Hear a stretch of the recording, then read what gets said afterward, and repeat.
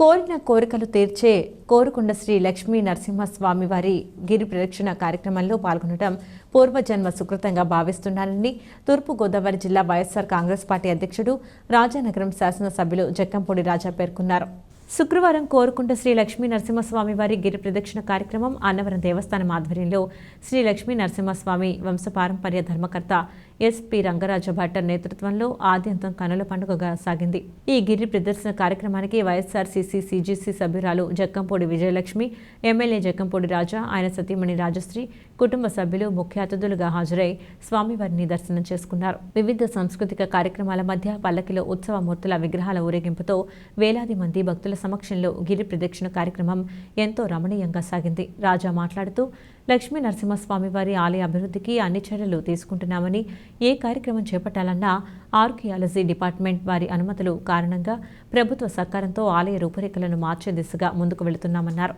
కొండ చుట్టూ గిరి ప్రదక్షిణ మార్గాన్ని 40 లక్షల రూపాయల R&B నిధులతో అభివృద్ధి చేస్తామని, మంచి రోజున కావడంతో మార్గం ప్రారంభించడంతో పాటు గిరి ప్రదక్షిణ నిర్వహించామన్నారు.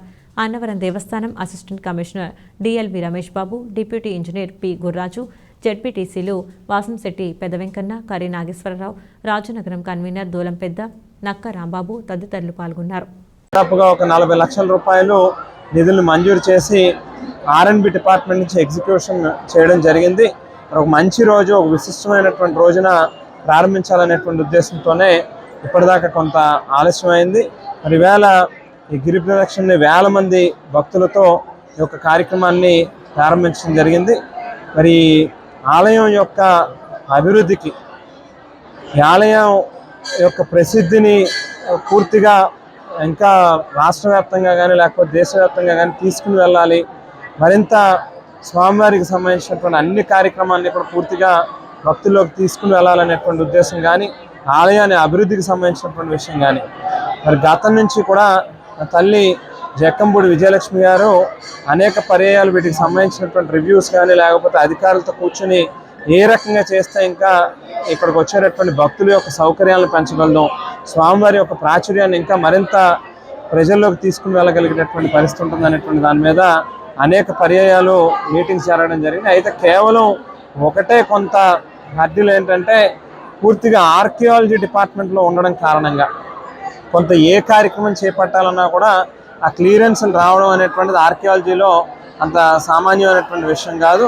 సో ప్రభుత్వం సైడ్ నుంచి కూడా పూర్తిగా అన్ని రకాలుగాను కూడా వాళ్ళ మీద ఏదైతే చేయగలమో వాటికి సంబంధించినటువంటి పనుల్ని కాస్త వేగంగా చేయండి అనేటువంటి దాని మీద కూడా ఒత్తిడి తీసుకొస్తా ఉన్నాం. డెఫినెట్గా తొందరలో ఈ ఆలయానికి సంబంధించినటువంటి రూపురేఖలు మొత్తంగా మారతాయనేటువంటి విషయాన్ని కూడా చెబుతూ రాబోయేటటువంటి ఫిబ్రవరి మార్చిలో ఏదైతే స్వామివారికి సంబంధించినటువంటి తీర్థం కార్యక్రమం రాబోతా ఉందో అప్పటికి డెఫినెట్గా ఈ ఆలయానికి సంబంధించినటువంటి మొత్తం మాస్టర్ ప్లాన్ని ఏ రకంగా ఫ్రమ్ టాప్ టు బాటమ్ పైన కొండ మీద ఉన్నటువంటి స్వామివారి దగ్గర నుంచి మొదలుపెట్టి ఈ కొండ కావచ్చు, లేకపోతే కింద ఉన్నటువంటి ఆలయం కావచ్చు, లేకపోతే ప్రతినిత్యం జరిగేటటువంటి పూజలకు సంబంధించినటువంటి వాటి దాని మీద కావచ్చు, ఇక్కడ మనం పెంచబోయేటటువంటి సౌకర్యాలు కావచ్చు, ఎంటైర్ మొత్తం టోటల్గా ఒక మాస్టర్ ప్లాన్కి సంబంధించినటువంటి దాన్ని కూడా తొందరలో డెఫినెట్గా కమింగ్ ఫిబ్రవరి మార్చిలో వాటిని కూడా రిలీజ్ చేసేటటువంటి కార్యక్రమం కూడా చేస్తాం.